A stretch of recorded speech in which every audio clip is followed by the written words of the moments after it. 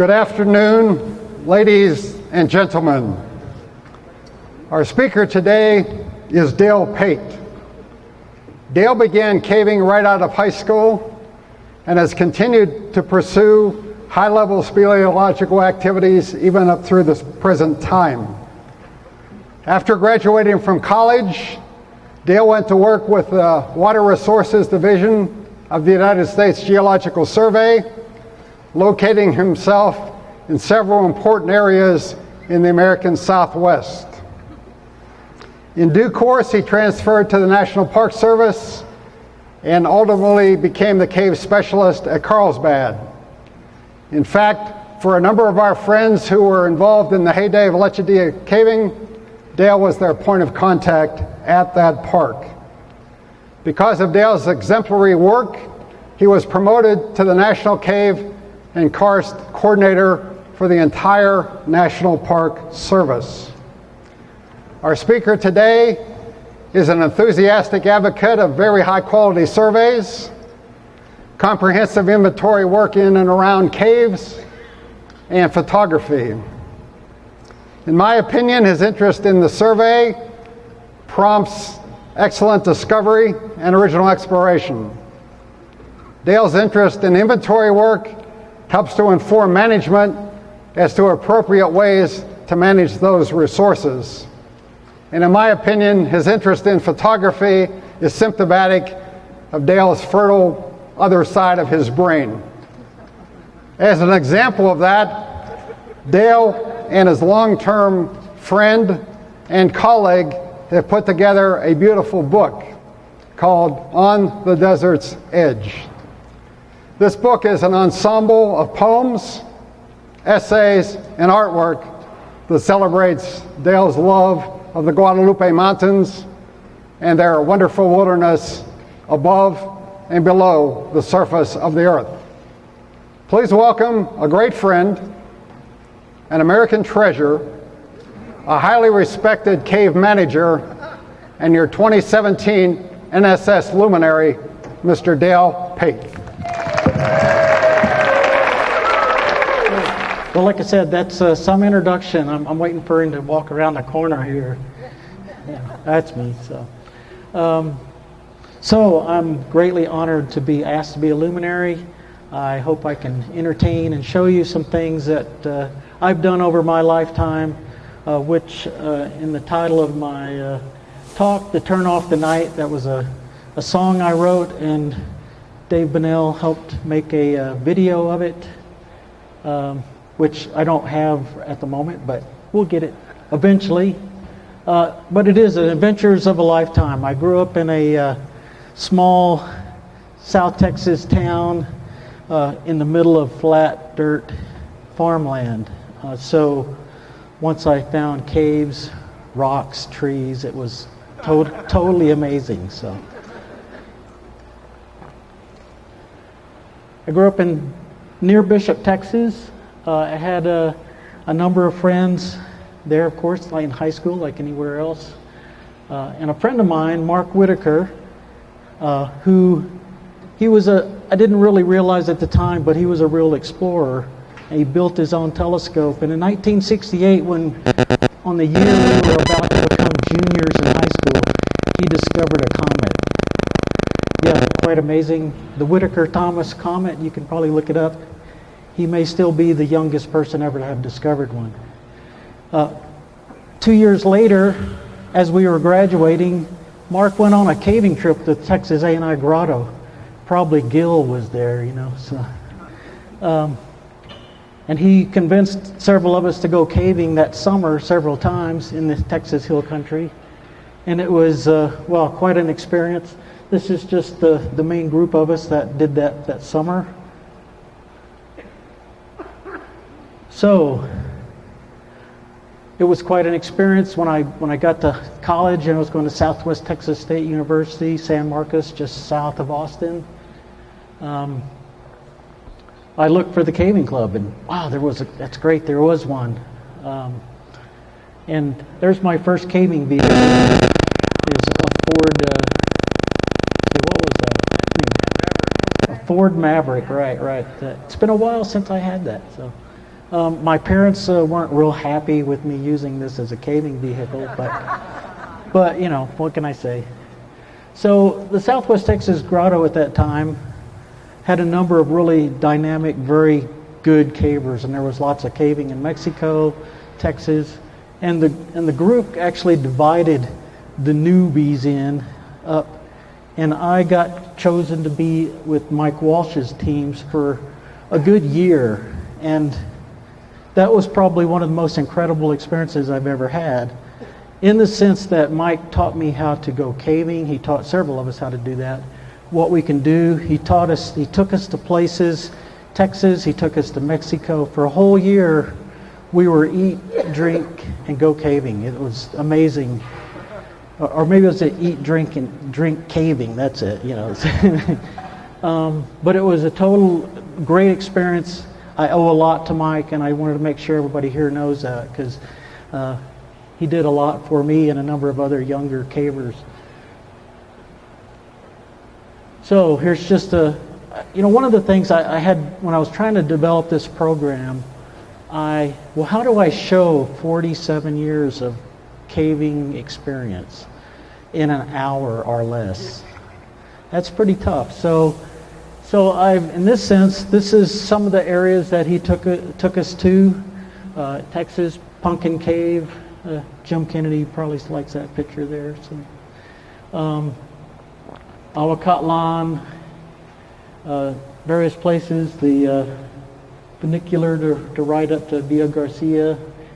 Just a lot of places. It was quite an experience, like I said, and being a kid from the black dirt farmland, believe me, this was quite an amazing trip, and how could you not fall in love with this kind of world and the people that are making these kinds of things happen. So, also one of the things that early on Mike introduced us to was making publications, because when you write your own history, it'll be right every time, and you're the one making history. That's I like that concept. And when I got to the Southwest Texas Grotto, Mike was working on the Mexican caving of the Southwest Texas Grotto. Pretty interesting document, and one of the first people he introduced me to in Austin was Terry Raines, over the picture there here on the left, with his printing press, one of his newer printing presses. But Terry was very active in publishing lots of things. And for me, that turned out to be pretty critical and be a kind of a line through my whole presentation here. But, I worked on some of the early AMCS newsletters, Grotto newsletters. And of course, these kind of things are good for showing old pictures. And you might recognize some of the people there. The guy on the left, I don't know if too many people recognize, Logan McNatt, 1971. If you know what Logan looks like now, it's a lot different. It looks like a kid. On the right here, Ron Fiesler. Spent a lot of time with Ron in the slightly later years of the Southwest Texas Grotto. Charlie Yates down on the left. He really wasn't a convict, but this was at one of the roadside parks we camped at. So one time, so he felt, it's a good thing to have a convict-looking picture, So, but he was a great card, but he was also a great friend, and we lost Charlie recently, so that's a tribute to Charlie to show what his nature was like. Robert Hemperly on the bottom. We spent a lot of time doing a lot of different caving.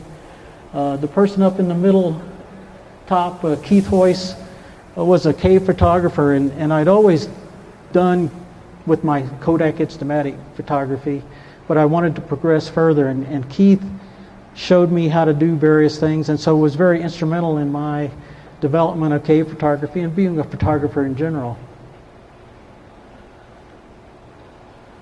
So, still in the Southwest Texas days, went to Mexico a lot. Blake Harrison, a good friend, there he is doing Huichamatitla. We went to Mexico a lot. The lower right photo is a typical photo if you've ever been caving in a Volkswagen van. You know, you'll see them just parked on the side of the road fixing them all the time. So, but they got us there and they got us back, and that was the key. One of my favorite pictures from 1971 in the left corner there, upper corner, my favorite karst pinnacle. The karst pinnacle is probably 50 feet high maybe. So that's just a big chunk of rock that barely sticks out. Wouldn't take much to bring that down. I'm not even sure it's still there. So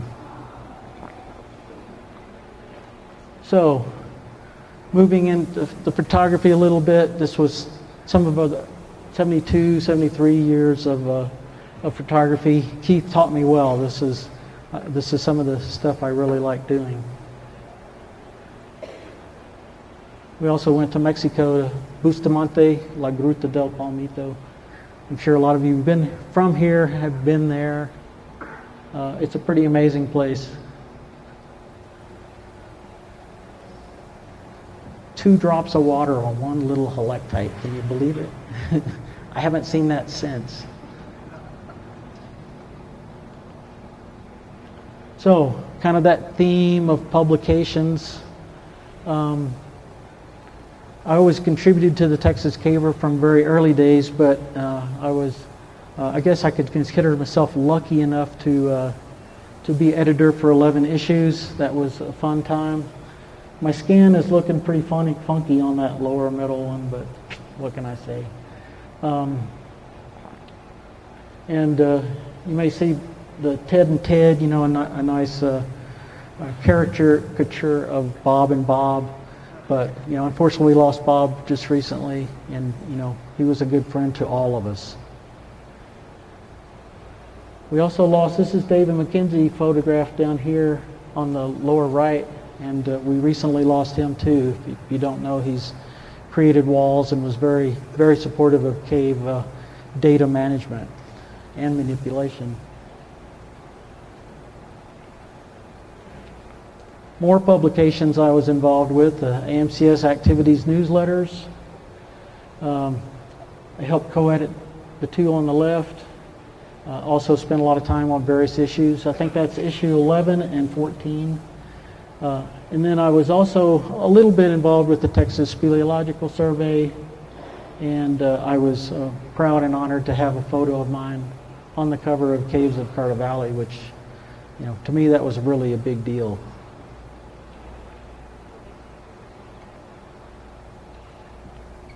So, let's move a little further ahead in my caving career. Caving in the Purificación area. Spent 20 years there doing lots of different things, and once again, on any kind of thing you do, you spend 20 years of your life, and probably that is a total year of time in that area that I spent a week or 2 at a time.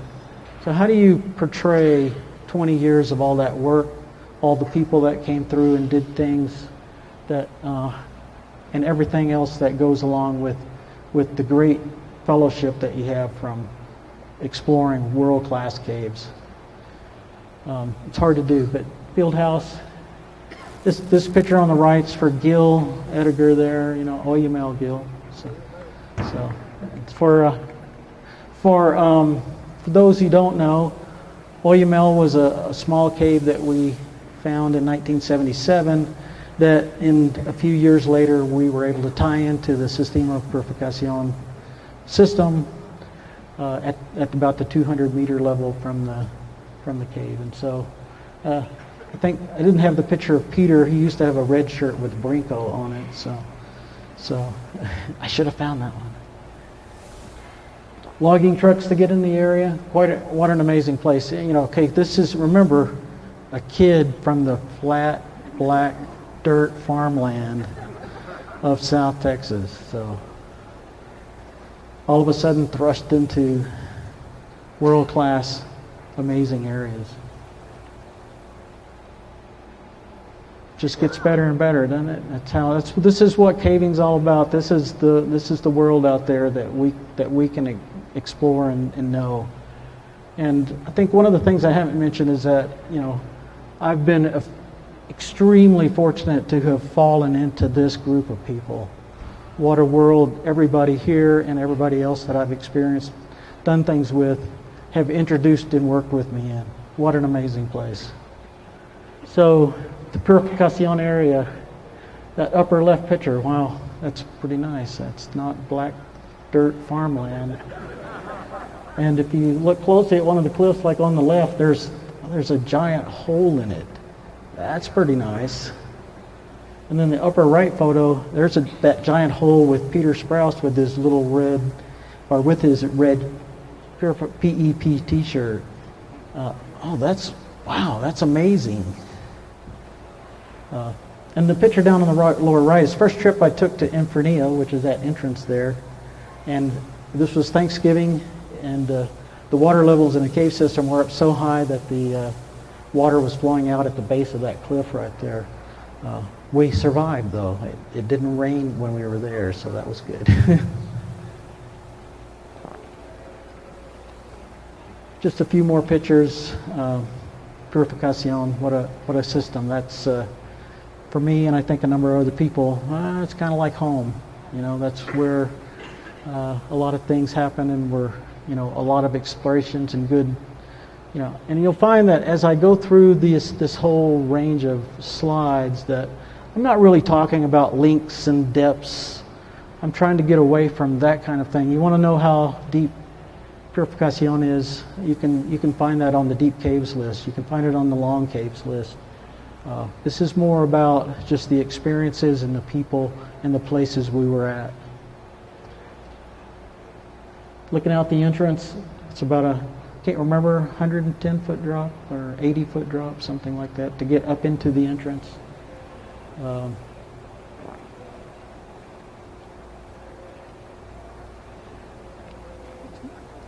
Once again, how do you show 20 years of work in a cave system? Lower left photo is Steve Zeman on one of the early trips or directions or paths through the confusion tubes. There's lower right, Jeff Horowitz climbing into the Jersey Turnpike from the first time. Upper right, well, we had to camp. We used duffels, and that was a lot of hard work. Jim Goodbar down in the middle there, showing what it really takes to haul duffel bags through. Peter caught in the middle there. Peter caught unawares by a plastic thing. So. And in the crawly areas particularly where there were death coral,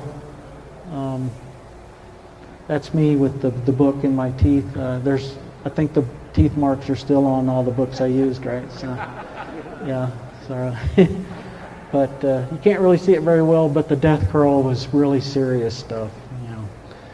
Thousands of little points, a few inches high, just kind of poking you everywhere. So, just more of the fun we had at Purificación. My first wetsuit cave trip into Brinco on the lower left. Jerry Atkinson, Sarah Gale, Gil Ediger there. Lower right, we had some French cavers come visit us for a while.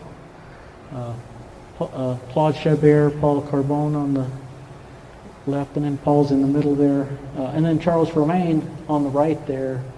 This was after a through trip that we did from the Brinco entrance down to Inferno. I think a total of about 850 meters in descent. Charles is the first one to had gotten into the entrance to Inferno. On the upper right, Don Broussard, Lisa Wilk, and myself, right after the connection from Brinco to Oyamel was made, the three of us took a through trip, if you will, from the Oyamel entrance and came out the Brinco entrance. That was about a 24-hour trip. I was tired. Everybody else was happy. I think everybody was tired. So, Then just a few other pictures there, like Mauricio, I don't remember his last name, but he was with us from Mexico City for a trip. That was great. Alan Cobb was with us for many trips. One thing I guess I should mention too, that I don't have pictures of everybody everywhere doing everything. We could do that for a long time, but just kind of a sample of what was like being in these places. Preparing for a camp trip into the Inferno entrance. You probably recognize some of those people there. Mark Mitten in the back left there. And this is his bus. Oh, wait, sorry. Oh my goodness. Anyway, that's his bus on the lower left, his amazing four-wheel drive school bus. Took us to Mexico various times and other places. So up in the upper right there, some of the people, Peter Sprouse, Terry, Patty Malthus and Roy Jameson. There's Bill Mixon, Sheila Ballston, Mike Kilpatrick, and myself, you can see. Several people are hiding. I'm not really sure what's happening. But it took a lot to get into that entrance and to get very far into it. Just more fun times.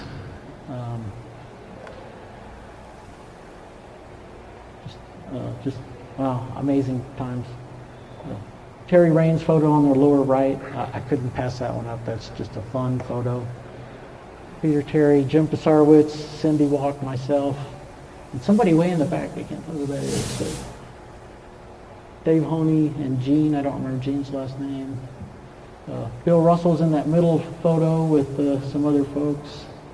Peter Keys is flying like an eagle across the canyon wall on the left there. And then just lining up for a photo with not everybody there yet, but what incredible 20 years that was. Unfortunately now it's harder to go there just because of the drug-related issues, but hopefully we'll get back in there at some point. So, caving is also about music and about a lot of other things, but music is certainly one of them. During that time frame, I entered cave ballads 3 different times. To Turn Off the Night is the song that we were sitting on. The Karst brothers, Peter Sprouse and myself, were sitting on a Karst pinnacle. And that's the To Turn Off the Night. I think you can hear it on on the NSS website. You can probably download it. And like I said, eventually I'll have a copy of a digital version of the song that we did a video with as well. So, but I'm not sure there's any caving conventions in any caving areas that don't use music as a way to kind of portray what we're doing, as well as just winding down from going on hard caving trips. Okay, so that was my real caving days.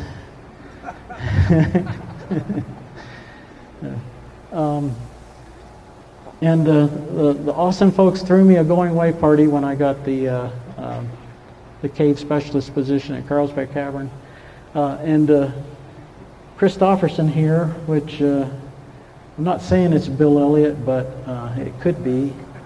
That's Bill on the left. He really didn't eat that vinegar, and he let it go and didn't kill it or anything.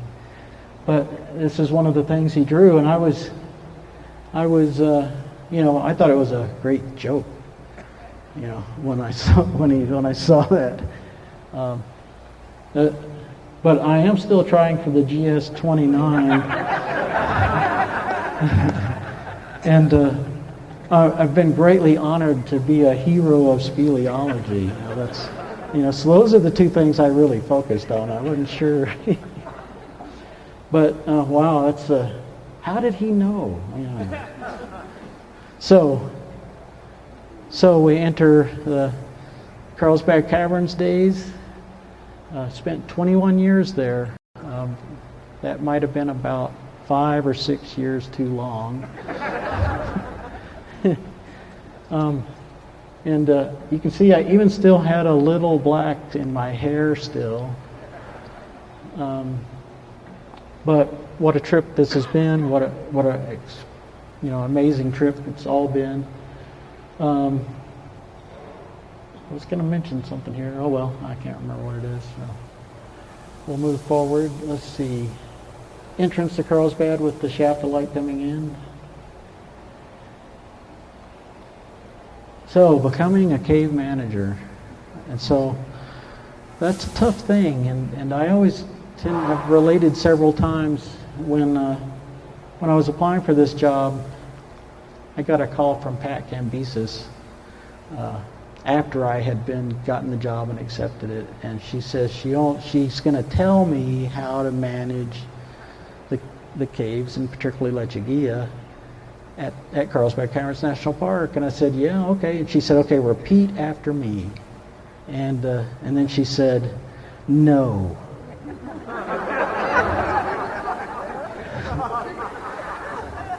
And once again, I thought that was a great joke. How is that?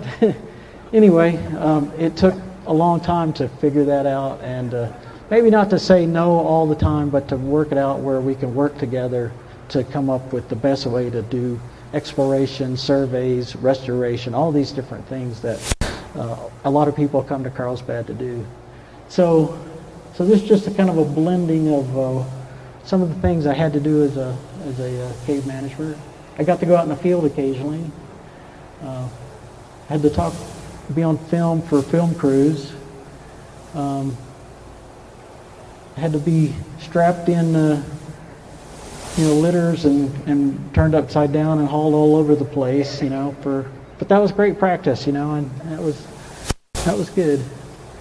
And there was a lot of politics involved, all the way from cavers to the park.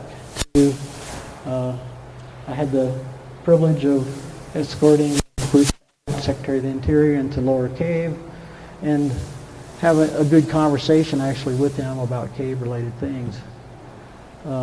So it was a whole gambit of things. Would I do it again? Yes. Would I really do it again? Yes, I think so. But the good news is, Rod Horrocks is now in my position. That's the good news.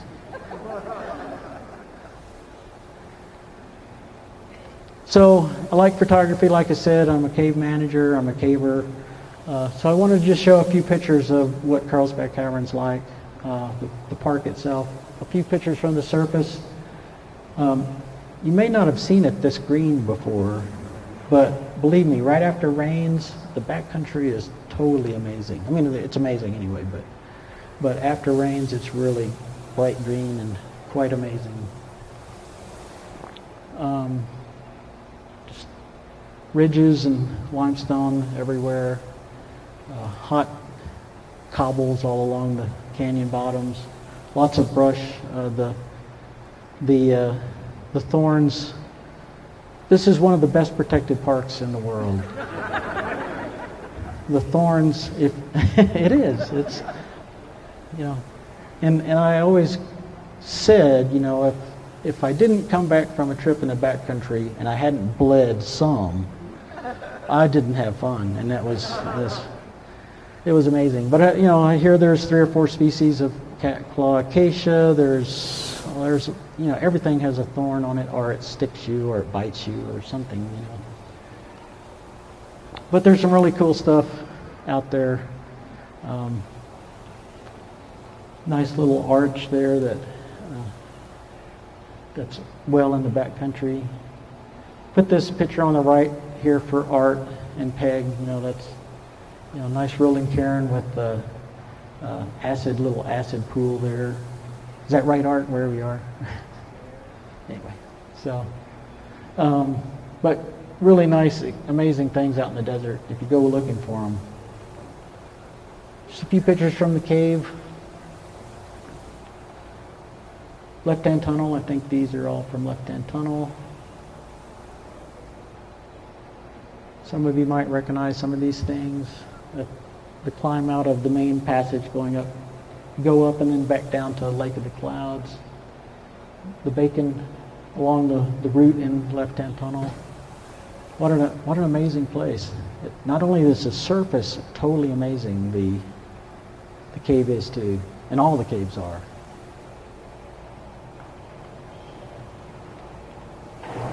Even the big room, after millions and millions of people have gone into it, is one of the most spectacular rooms you'll ever go to.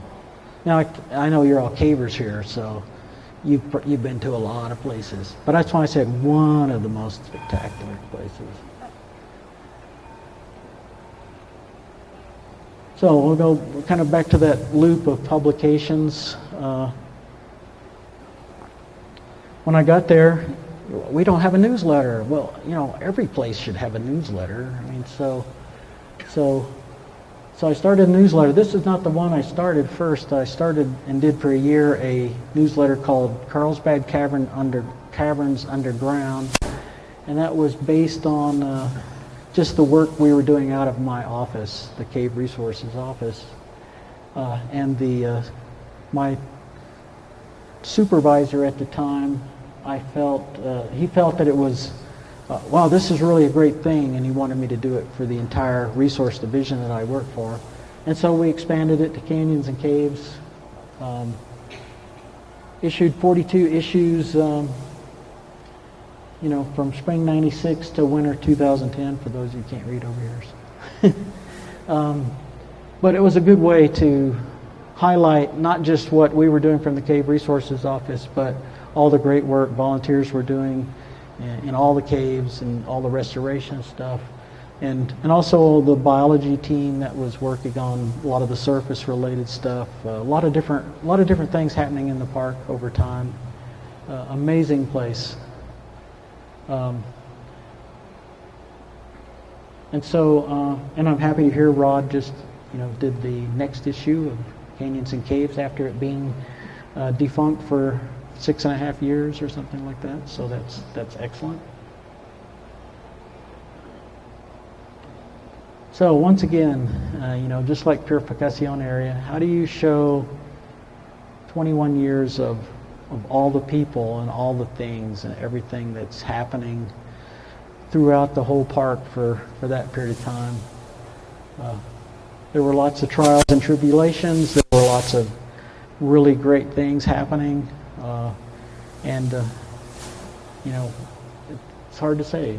There's so many volunteers. I mean, look, these guys would come from Permian Basin Speleological Society in Midland for a good, you know, they would come and just haul rubble and fill several dump trucks of rubble from the old rubble that was left in the cave from making elevator shafts. That's all they did. They would just come do that. What an amazing team, and what really, I mean, where else do you get such dedication to doing various great things? But we had all sorts of problems, well, not problems, but also all sorts of projects and people coming in doing restoration, survey and inventory, research. I mean, it was quite a time. I always kind of felt I was the president of the Carlsbad Cavern Caving Club, because everybody came to this cave to do stuff, or to this park to do things, and it was quite a time. World-class people sitting in this audience, as well as from all over the world, came here to work in our caves. Just more pictures. I think, you can correct me if I'm wrong, but I think that was the first all-women's survey team into the Lechuguilla cave. Is that correct? I think so. And a totally awesome team, let me tell you. But just various people. Like I said, I don't have enough time, and certainly didn't have all the photos to show everybody, a picture of everybody, but these are just some of the folks that may help make a difference and do things at the park.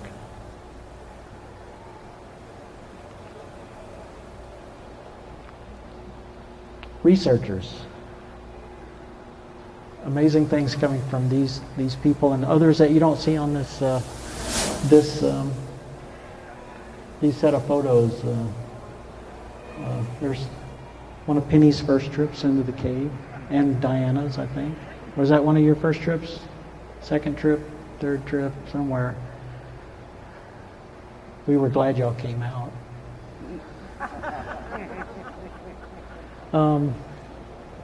But all these folks have contributed greatly to our knowledge of the caves at Carlsbad Cavern, and you're still seeing a lot of that work, given in talks here and other places as it continues. Wow, like I said, world-class people, world-class caves. And I go back to, I remember I came from that flat dirt farmland where I would have never had the opportunity to work with such high quality, high caliber people. What an experience.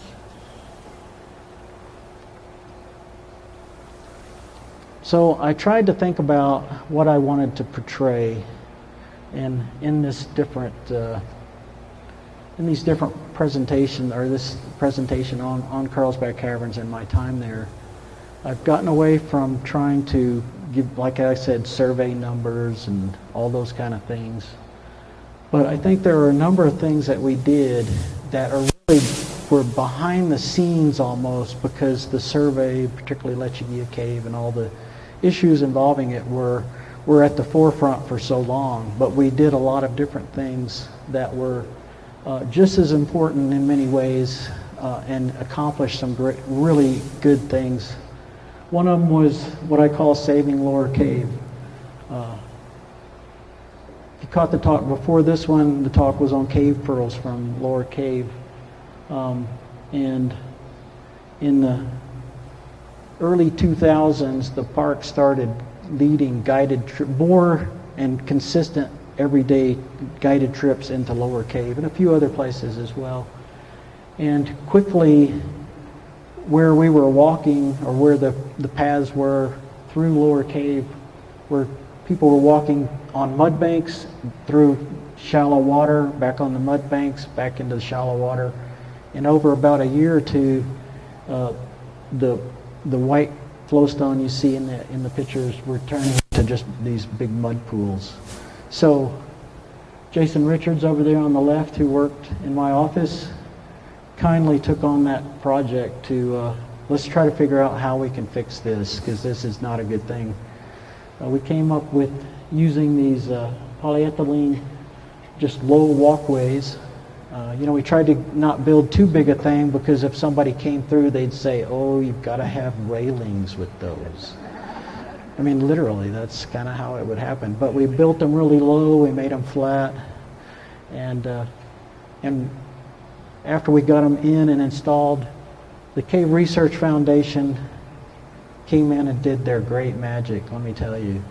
If you haven't been on some of their restoration trips to Carlsbad, to Mammoth, other places, it's quite an experience. And literally, Lower Cave, we had hundreds of cavers with spending thousands of hours to clean out the mud from that area. Once we got the mud out, and once people's feet were out of the mud, we got a little tracked on the white boards there, but it basically, the muddy part went away, and it's now just a nice pristine floor, more or less. A great success story, I felt, but we couldn't have done it without the Cave Research Foundation and all the hard work put in there. I spent a day doing some of that restoration once, and believe me, it is hard work. And that's also where some of the cave pearls came from, because there was a lot of cave pearls that were just mixed in with mud from the original people who walked through these areas with muddy boots. Not to say they were bad people. That was the early days. Lower Cave was gotten into in, I think, 1905. So lots of things happening there with mud. A few other projects. Here's Paul Berger doing some dye tracing in Back Cave Draw. The parking lot did well. It drained all that green stuff right off of it. But being a parking lot, before he put this in, the dye, we tested for various types of things, and that type of dye was already in the cave system at lower levels because of all the radiator leaks that were from people parking on Back Cave Draw parking lots. So, but it still showed some interesting things. Certainly came through on the upper level parts of the cave pretty quickly. But you'll have to ask Paul for a more detailed accounting of where dye showed up and where it didn't. Another, just a small project, but really worthwhile. In left-hand tunnel, if you've been to the lunchroom in Carlsbad Cavern, you go down left-hand tunnel, there's this wooden, solid wooden gate that was kept put there to keep people from wandering out of the lunchroom into left-hand tunnel. And we were able to replace that with a stainless steel barred gate. Yeah, you could already climb around the wooden one, so we didn't feel we need to, screw up the whole passage there just to have a gate. So it's not as high, but it keeps the average person from wandering back there. And we couldn't have done that without the help of our maintenance crew. Particularly Ruben Castillo was our welder and builder, and he did a great job. But like I said, just kind of how many projects did we work on over a 21-year period? Well, I'm just highlighting a few that were really, I felt, significant. Another major project, our cave management plan. We had cave management plans all along, but the latest one was 2006. And as we had been working with various people, developing all our different ways of doing things, this was our latest rendition. In it, it said expectations for entering park caves. We want you to stay within the flagged trails except for areas you're working on. The floors are so delicate, we want you to stay. We don't want you just crunching more floors just to see what's over there. And that was for everybody, including us in the Cave Resources office. We set cave survey, inventory, and data management standards. The survey data the cave survey standards were set pretty early on, and it's based on work that Peter Sprouse had been doing at Purificación, as well as what Jim Nepstead had been doing at Wind Cave. But really critical stuff, and it goes to that whole, we want you to try to get the best information you can while in the cave and not have to go back for that same information time and time again. And it's kind of set a different direction. We kind of we set desired futures for different types of cave passages, all the way from being the paved trails to the guided trips off trail to areas that researchers were going into, surveyors were going into. Just so, what do we want to end up with being in those areas? Another really great project was the replacement of the old culvert, which is up there on the left, already taken out, with a stainless steel culvert and with a stainless steel airlock system. That was quite an ordeal, a 2-year effort probably, something like that.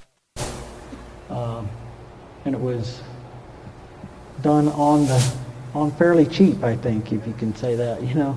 Once again, Jason Richards took the lead and did a great job trying to make it happen. We hired Mark Fritzke, Andy Armstrong, and Dennis Holberg at one point as seasonals to help us along. And we had the help of many volunteers, the Permian Basin Speleological Society folks, with Bill Bentley and a host of other people came out, and that's all they did was haul the rubble around the culvert out, and once we got the new culvert in, put all the rubble back in. Wow, can you imagine that? So it's amazing work. Is it the best ever that could be there? I don't know, but it seems to work. It's we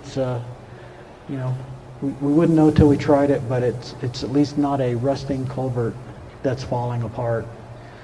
That was a good first effort, I think, but we quickly saw that the airflow patterns coming out of the cave were corroding the metal. That just, it didn't last very long. So, and you see the culvert's pretty good size, so these pieces of stainless steel culvert were I'm not even sure where we got those from, and it took actually a Black Hawk helicopter to get them to the entrance, along with welding things and all sorts of other stuff. And that's a good story in itself. During the time when we had this open and we were ready to start moving stuff into the cave, it was fire season, and there were no helicopters available to help move those over.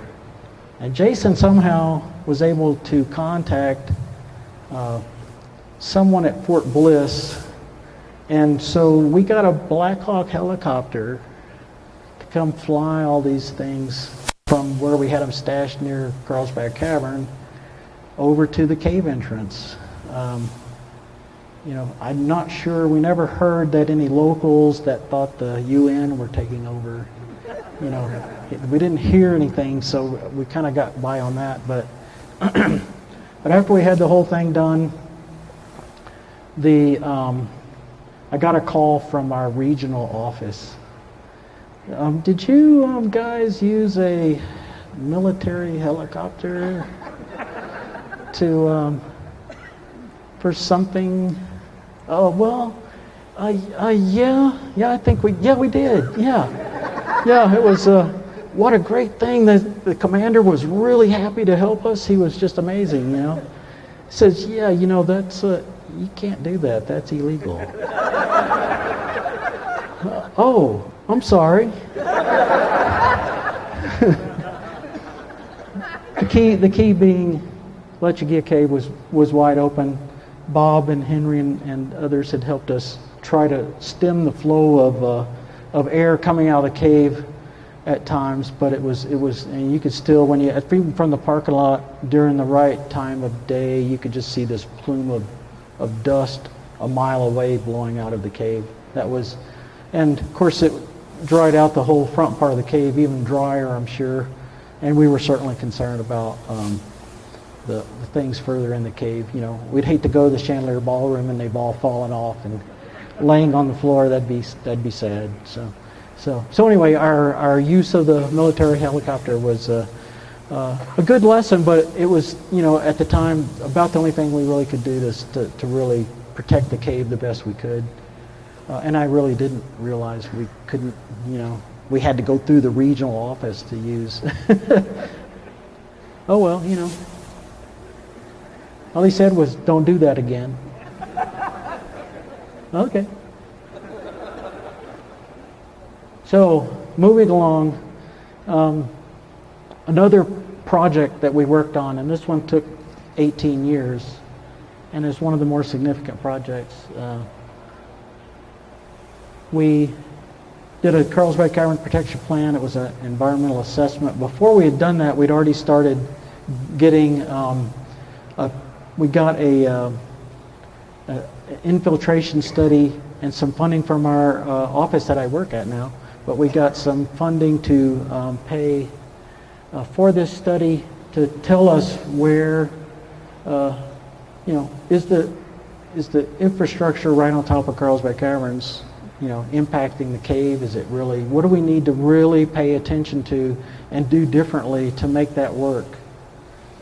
Okay, I have to move along. So, but we got a lot of good things done through that project. We had the bat flight parking area that we changed. Sewer line, old sewer lines. There's the old buried sewer line, and that's one of the outlets from near the entrance when near the visitor center when it was clogged up. It was pretty nasty stuff. New nice line above ground. Okay, so that was a big project, but I'm going to move on because I've only got 4 minutes now. So we worked with film crews a lot. BBC Planet Earth series got people, tens of millions of people got to see what Lechuguilla looks like. We worked with lots of different companies. I want to give a shout out to Tom Zanes. Of course, we lost him a while back, but he was our go-to guy for many film crews, and they always called him. He worked with lighting. He worked with helping them film it. It was great. He helped protect the cave. One of my favorite times was getting to work with the Disney crew. This crew was the ones that actually did The Lion King, Hunchback of Notre Dame, all sorts of other things. And they came out to Carlsbad Caverns before they did this film, Atlantis, for 3 days and let us tell them and show them about caves. And what an experience that was. These are high dynamic people. And Gary Truesdale, I think, is one of the producers or directors, and he made that little spider cave thing. So. But it was fun working with that group. So, I'm not going to talk much about Lechuguilla Cave, but this is one of the things I learned from there, managing it. Always be safe, whatever you're doing. In Lechuguilla Cave, any cave, anywhere, take extremely good care of the resources. And then only then accomplish your task. And if it's collecting data or doing something else, do it the best quality you can, because you don't have to go back and do it again then. Ron Kerber would have me say have fun as well. So. The staff, I've got a lot more slides. Woo! The staff is, I think all these folks that worked with me and that were superintendents that have helped move our program forward. You can look at this in the video later. You know. Oh, we have the book that Dave was talking about earlier, On the Desert's Edge. Get a chance, take a look. The story about lions that Ron Kerbo did is one of the best you'll ever read. I work with several different groups, institutes, in National Cave and Karst Research Institute from 92, the concept of the thing, to just recently my last board meeting. The Cave and Karst Management Symposium, worked on that for a long time. So the last thing I want to talk about is the Geologic Resources Division I work for. This is the group. They do a lot of cave-related stuff. We put out a newsletter, Inside Earth. Bonnie Armstrong is the current editor. We make these summaries for different parks with caves and karsts so that we'll kind of have an idea of what there is there. One of the things I get to do is technical assistance request. Wow, that's pretty cool. This is me in the Grand Canyon. The park actually brought me out to see, can you tell me what Jason Belinsky is doing? And is it okay to let him do that? Basically, I mean, the guy on the right there on that photo is the guy who asked me out, and he's now the superintendent of Great Basin. Gave the keynote talk last time at Ely. Junior Cave Scientist Program, everybody's kind of heard of that, I hope. If not, what a great success. We've distributed over 40,000 copies of the booklet in 2 years and going strong. You have, teachers that want to put these, go to that website. There's stuff on my booth out there. Go to this website. You need books, you need badges, let me know. We will get them to you. And we're hoping for a Spanish version, but we're not there yet. Okay, so the NSS, last year I kind of felt there was going to be a change in the power of the NSS. So I quickly, grabbed Gary and made him go through the pledge of the Junior Cave Scientist. And he made Graham do it, so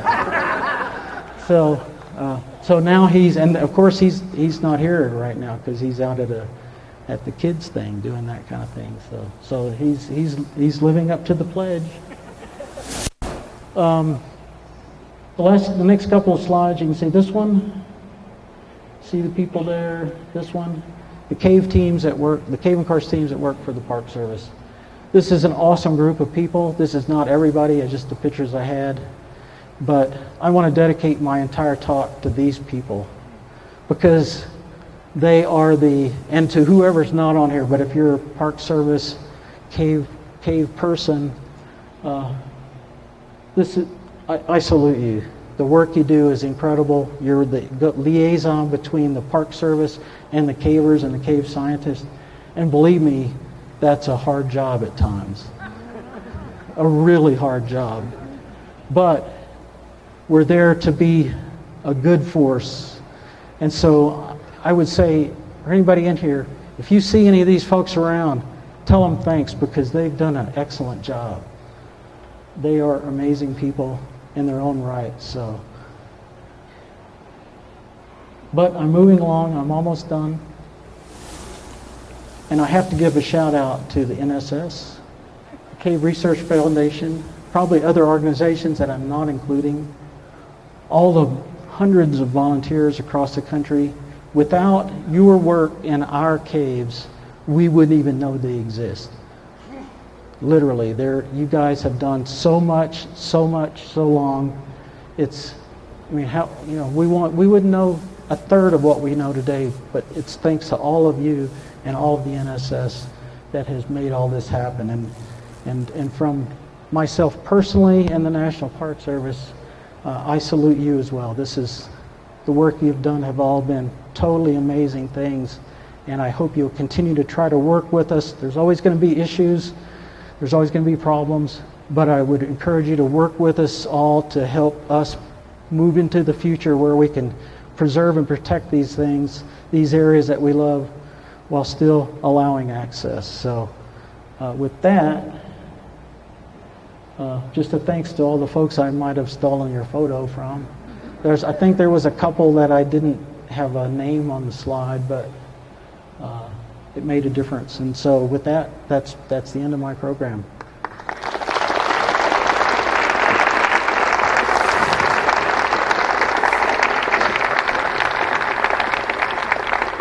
Time for a question? Time for a question? Thank you, Dale, for an absolutely enchanting talk. Let's take one or two questions. And then please let me remind you, our guest tomorrow is Carol Hill, the lady that put together the magnificent book, Cave Minerals of the World. And our guest on Thursday, is Charles Gibbs, the inventor of the Gibbs Ascender and the rope walk system. No questions. Excellent. Oh, there's one. What's next? Oh, what's next for me, you mean? Retirement. Well, yeah, I want to just sit on the couch and watch TV. No, I'm sorry. You're right. I'm not sure. You know, I'm going to retire at some point. You know, is it soon? Is it later? I'm not sure yet. So, but stay tuned.